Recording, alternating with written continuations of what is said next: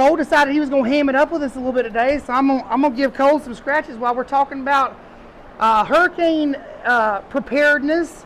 And one of the big questions a lot of people ask about is Katrina. Of course, Katrina was a huge event and did a lot of damage. So people ask, how did you go through Katrina? How did that work? First of all, did you evacuate?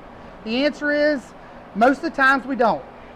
And in this case, we were given the order to evacuate on Saturday evening, and the storm hit less than 24 hours later. So it was one of those, it would have been nearly impossible to try to do what they were trying to do and get these mules out of the city. But it didn't flood here, which told us a lot about how we were going to handle our future hurricanes. But it didn't flood, so that was great. Now, we were stuck in the city. And what they did, we had some drivers that were willing to stay behind with the mules.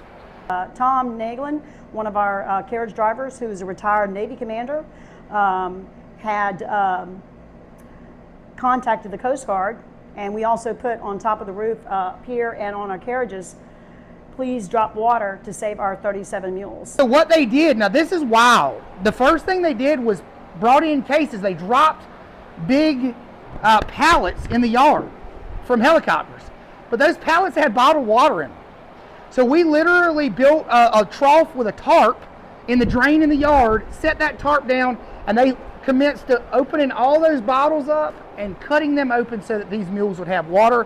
Eventually they did go to gallon jugs, and that was a little bit easier, but could you imagine sitting in here and uncapping all those bottled waters just to be able to water these mules? And if I understand correctly, they just started taking knives and they were just cutting through the bottles and letting the water come out.